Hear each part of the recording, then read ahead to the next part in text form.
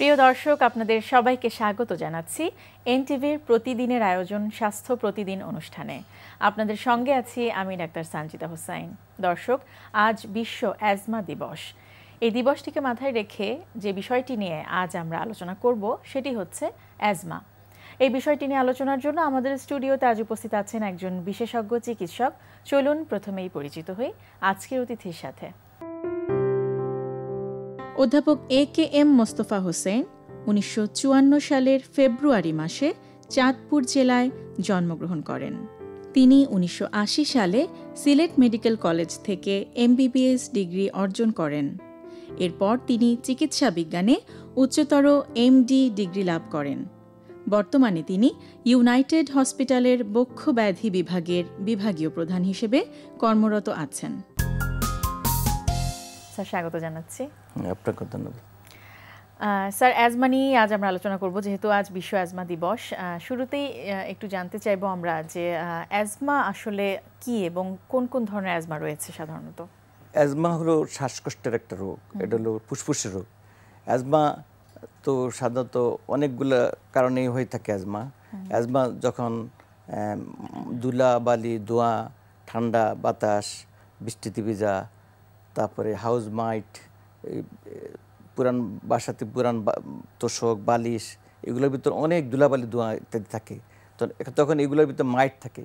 এই মাইটগুলো যখন শ্বাস প্রশ্বাসের সাথে যায় তখন একটা অ্যালার্জিক রিয়াকশান হয় বডিতে, রেসপিরেটরি পথে, লাঞ্জে, ফুসফুসে। আবার যখন ঠান্ডা বাতাসে যায়, যারা অ্যাটোপিকা টাইপ, যাদের অ্যাজমার একটা টেন্ডেন্সি আছে, তখন ঠান্ডা বাতাসে গেলে, বৃষ্টিতে ভিজলে তখন ওনাদের শ্বাসকষ্ট হয়। এই শ্বাসকষ্ট, তো অ্যাজমাটা এটা হলো শ্বাসকষ্টের একটা প্রদাহ। It is an inflammatory disease of the lungs. এটা শ্বাসযন্ত্রের একটি প্রদাহ। তখন হয় শ্বাসনালীটা একেবারে শুরু হয়ে যায়। যেমন আমাদের ঘর থেকে বাতাস বের হয় জানালা দিয়ে, এখন জানালার পথটা যদি বন্ধ হয়ে যায় তখন কি হবে? তো এটা তখন এই যে আমাদের রেসপিরেটরি ট্র্যাক্ট, যেখান দিয়ে শ্বাস প্রশ্বাস আমরা অক্সিজেন নিয়ে থাকি, আমাদের বাহির থেকে যে অক্সিজেন আমাদের ফুসফুসে প্রবেশ করার যে পথ, রেসপিরেটরি ট্রি আছে, সেখানগুলো ওই পথগুলা শুরু হয়ে যায় অ্যালার্জিক রিয়াকশানে। এই হলো 1 নম্বর। 2 নম্বর, ওখানে মিউকাস সিক্রেশন হয়। 3 নম্বর হলো ওখানে একটা ইনফ্লামেশনের জন্য ওখানে ওই জায়গাটা শুরু হয়ে যায়, পথটা শুরু হয়ে যায় ইনফ্লামেশনের জন্য, মিউকাস প্লাগিং হয়ে।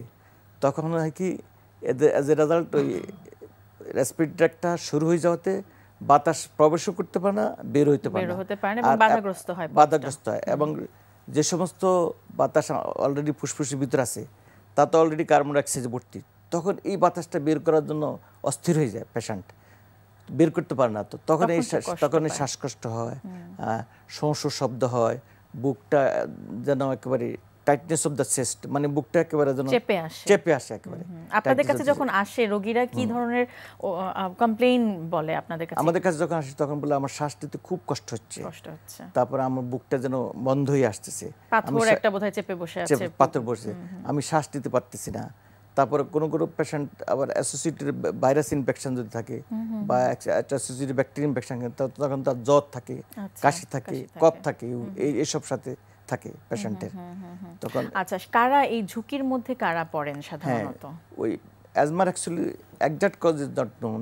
আসল কি কারণে যে অ্যাজমা হয় এখনো বের হয় নাই।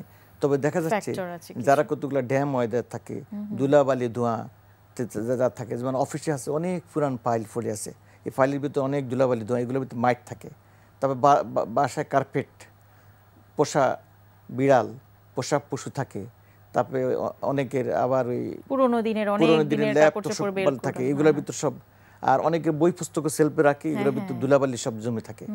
এগুলার থেকে পুয়ার ভেন্টিলেশনের জন্য হয়। তারপর পোষা বিড়ালের জন্য হয়, বললাম আপনাকে, ফুলের রেণু থেকে। হ্যাঁ, এটা ইট ইজ ভেরি ইম্পর্টেন্ট। বিশেষত ফার্স্ট ওয়ার্ল্ড কান্ট্রিতে সেখানে তো পলিউশন নাই, অ্যাটমসফিয়ারিক পলিউশন নাই, মানুষ খুব ভালো থাকে। কিন্তু বিভিন্ন জায়গায় ফুলের বিভিন্ন সময়ে দেখা যায় যে একটা ফুলের রেণুটা ডাইরেক্ট ওটাকে অ্যাজমা রেসপিরেটরিতে গিয়ে অ্যালার্জিক রিয়াকশন সৃষ্টি হয়, তখন এই শ্বাসকষ্ট হয়। বিদেশে এই জন্য বেশি হয় বেশি। আচ্ছা, তো যখন এই জাতীয় সমস্যা হয় সেটি কি কারণে হচ্ছে এটি বোঝার কি উপায় রয়েছে? এটা বোঝার উপায় হলো, আমরা তখন যদি আমরা ব্লাড টেস্ট করলে সেখানে আমাদের ইমিউনোগ্লোবিন ই বেড়ে যেতে পারে। তারপরে স্পাইরোমেট্রি করলে আমরা বিভিন্ন ইনভেস্টিগেশনের মাধ্যমে ফ্যামিলিকে একটা ফ্যাক্টর হিসেবে কাজ করে। ফ্যামিলি ফ্যাক্টর থাকে, ফ্যামিলিতে যাদের অ্যাজমা আছে তাদের ছেলে মেয়েদের অ্যাজমা হতে পারে, নাও হতে পারে। কারণ অনেক সময় দেখা যায় যে হয়তো খুব বেশি সমস্যা নাই, ঘরের মধ্যে খুব বেশি ময়লা না, কিন্তু অল্পতেই সে শিশুটি খুব ঘন ঘন হাঁচি দিচ্ছে বা সর্দি হচ্ছে, এটা তার জেনেটিক ফ্যাক্টর। আচ্ছা, তার হয়তো ফোর ফাদার্স, আব্বা আম্মা বা দাদা দাদি বা নানা নানি কারো জেনেটিক অ্যাজমা ছিল, এর থেকে ওর শরীরটা সে হাইপার সেন্সিটিভনেস বেশি, সংবেদনশীলতা ওর বেশি। দেখা যাচ্ছে ওই একজনে হাঁটতেছে, ফুল নিয়ে খেলতেছে, কিছু হচ্ছে না, আরেকটা বাচ্চা একটু ফুল নিয়ে খেললে ফুলের রেণু যাবে, তার শ্বাসকষ্ট, কাশি, কফ, ঠান্ডা এগুলো হবে। ওইটাতে বেশি অতি সংবেদনশীল। অন্যান্য বাচ্চারা দেখা যাচ্ছে খুব খেলাধুলা করতেছে, স্কুলে কিছু হইতেছে না, একজন একটু সামান্য খেলাধুলা করলে, একটু ব্যায়াম করলে তার শ্বাসকষ্ট বাড়ে। এগুলো হলো তার ওই জেনেটিক ফ্যাক্টরস, বা তার বডিতে অলরেডি আছে এগুলো, এবং সে ওই ঝুঁকির মধ্যে আছে, ঝুঁকির ভিতরে আছে। আচ্ছা, তো ম্যানেজমেন্টের দিকে একটু আমরা চলে যাই, কিভাবে এটা ম্যানেজমেন্ট হলো প্রথম হলো অ্যাভয়েডেন্স অফ অ্যালার্জিস। মানে অ্যালার্জি মানে যেই জিনিসগুলোর দ্বারা অ্যাজমা হয় এগুলোকে যথাসম্ভব অ্যাভয়েড করতে হবে। তারপর ওই যখন সিজনাল ভেরিয়েশন, যখন ঠান্ডা, কোল্ড ওয়েদার, ঠান্ডা বাতাস, বৃষ্টিতে ভিজা, এগুলোকে অ্যাভয়েড করতে হবে। তারপর ঘর পরিষ্কার পরিচ্ছন্ন রাখতে হবে। এগুলো হলো কতগুলো লাইফস্টাইল মডিফিকেশন। আর সেকেন্ড হলো ওই যাদের অলরেডি অ্যাজমা আছে তারা যদি কিছু, এখন আগে বলা হয়তো ট্যাবলেট, এখন আমরা ট্যাবলেট বলি না, কিছু ইনহেলার নিতে হয়। কতগুলো প্রিভেন্টিভ আর কতগুলো কিউরেটিভ। প্রিভেন্টিভগুলো হলো ওই কিছু স্টেরয়েড আছে বা সোডিয়াম ক্রোমোগ্লাইট আছে, এগুলো ইনহেলারের মাধ্যমে নিলে এগুলো সাইড এফেক্ট একেবারে নাই বলতে গেলে, একেবারেই নেই। কিন্তু স্যার আমরা কিন্তু প্রায় দেখি ইনহেলারের নাম শুনলেই অনেকে ভয় পেয়ে যায়, হ্যাঁ, এবং নিতে একদমই আগ্রহী থাকে না। এটাকে ইনহেলারকে অনেকে মনে করে এটাই জীবনের শেষ চিকিৎসা, আর নেক্সট টাইম ইনহেলার ব্যবহার না করলে রোগী ভালো হবে না, এবং এটা সম্পূর্ণ একটা কুসংস্কার। আসলে ইনহেলারের কোনো সাইড এফেক্ট নেই, বরং ট্যাবলেটের অনেক সাইড এফেক্ট আছে।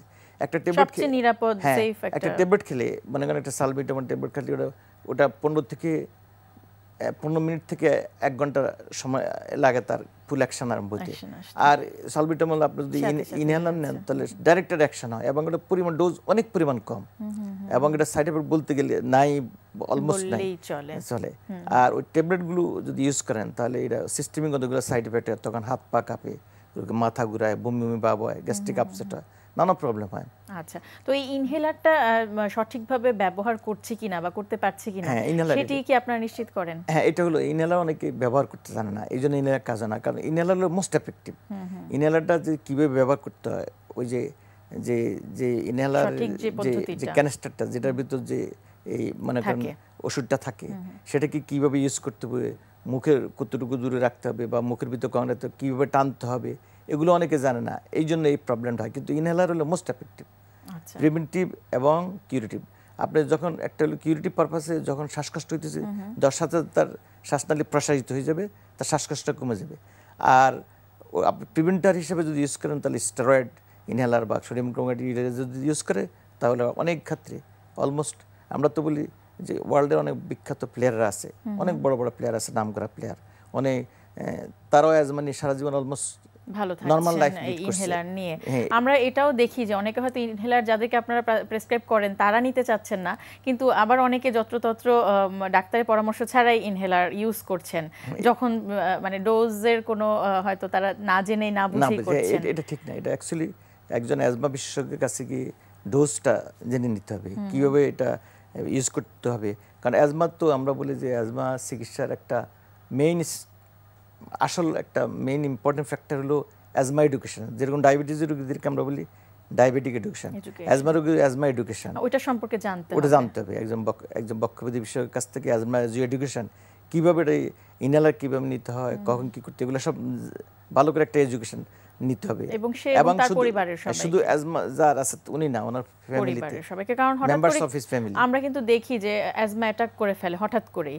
তো এই বিষয়টিকে প্রিভেন্ট করার জন্য আসলে কি করণীয় তাৎক্ষণিকভাবে? হ্যাঁ, হঠাৎ যেন না হয়, এই জন্য যাদের হঠাৎ কাদের হয়, যাদের অলরেডি প্রি এক্সিস্টিং অ্যাজমা আছে তাদের হঠাৎ যদি না হয়, এই জন্য তারা প্রিভেন্টার ড্রাগ ইউজ করা উচিত। তা নইলে হঠাৎ যেভাবে আসে তখন তো খুব সাংঘাতিক অবস্থায়, তখন ইমিডিয়েটলি অনেকে তো এই যে যখন হঠাৎ অ্যাটাক করলে যে সিভিয়ার অ্যাকিউট অ্যাজমা নিয়ে যখন একটা পেশেন্ট আসে অনেকে এটা ম্যানেজমেন্টও জানে না এবং এজন্য আগে থেকে সতর্ক থাকা এবং সাথে ইনহেলারটা সাথে রাখা ক্যারি করা সব সময়। হ্যাঁ, এখন সিভিয়ার অ্যাকিউট অ্যাটাক যখন হয় তখন পেশেন্টকে নেবুলাইজেশন দিতে হবে, অক্সিজেন দিতে হবে, প্রয়োজনে স্টেরয়েড ইনজেকশনও দিতে হবে। এগুলো অবশ্যই নিকটস্থ হাসপাতালে তো নিতে হবে। নিকটস্থ হসপিটালে সিভিয়ার অ্যাকিউট অ্যাজমা হলে নিকটস্থ হসপিটালে যাওয়া বা নিকটস্থ ক্লিনিক বা হসপিটাল বা প্রাইভেট চেম্বারে যাওয়া উচিত, ইমার্জেন্সি কেস সেখানে যাওয়া উচিত, নিজের চিকিৎসা নেওয়া উচিত না। স্যার অনেক অনেক ধন্যবাদ, অনেক প্রয়োজনীয় তথ্য আমরা জানতে পারলাম। আপনাকে অনেক ধন্যবাদ, দর্শকদেরকে অনেক ধন্যবাদ। প্রিয় দর্শক, আমরা শুনছিলাম বিশ্ব অ্যাজমা দিবসে অ্যাজমা নিয়ে বেশ কিছু গুরুত্বপূর্ণ তথ্য, শুনছিলাম বেশ কিছু পরামর্শ কিভাবে এর থেকে মুক্ত থাকা যায় এই বিষয়ে। আশা করছি আপনাদের উপকারে আসবে। প্রিয় দর্শক, স্বাস্থ্য প্রতিদিন সম্পর্কে যদি কিছু জানার থাকে কিংবা কোনো পরামর্শ যদি আমাদের দেবার থাকে জানাতে পারেন এই ঠিকানায়। প্রযোজক স্বাস্থ্য প্রতিদিন, এনটিভি, বিএসসি ভবন, 7 তলা, 102 কাজী নজরুল ইসলাম এভিনিউ, কারণ বাজার, ঢাকা 1215। ফ্যাক্স 914338 থেকে 7 পর্যন্ত, অথবা ইমেইল করুন স্বাস্থ্যপ্রতিদিন@ntvpt.com এই ঠিকানায়। দর্শক, স্বাস্থ্য প্রতিদিনের আগামী পর্বে আপনাদের জন্য যা থাকছে, যাদের ধরে নর্মালি চুল ভালো আছে, ওরকম কোনো কমপ্লেন নাই, বাট চুলের যে কোয়ালিটিটা, ভলিউমটা আছে সেটাকে ঠিক রাখতে চাচ্ছে, সেই ক্ষেত্রে আমরা বলি যে তারা বছরে একবার পিআরপি ট্রিটমেন্টটা নিতে পারবে উইথ আপনার কেরাটিন বেস শ্যাম্পু, মানে protein base shampoo, protein base conditioner এবং কিছু ভিটামিনস তারা খেতে পারে। কি ধরনের ভিটামিনস? আমরা সাধারণত প্রেসক্রাইব করে থাকি বায়োটিন, মানে vitamin B with its derivatives, সেই রকম তারা খেতে পারে। ভিটামিন ইও হলো আপনার লুকটাকে অনেক উজ্জ্বল করে চুলের, তো তারা ভিটামিন ই বা ই ক্যাপসুলও ব্যবহারও করতে পারে। প্রিয় দর্শক, বিশ্বের যে কোনো প্রান্ত থেকে যে কোনো সময় আপনাদের পছন্দের অনুষ্ঠান স্বাস্থ্য প্রতিদিন দেখতে চাইলে ভিজিট করুন আমাদের পূর্ণাঙ্গ ওয়েব পোর্টাল www.ntvbd.com। আজ এ পর্যন্তই। সবাই ভালো থাকুন, সুস্থ থাকুন। আগামীকাল আবারও দেখা হবে ঠিক একই সময় এনটিভির পর্দায়।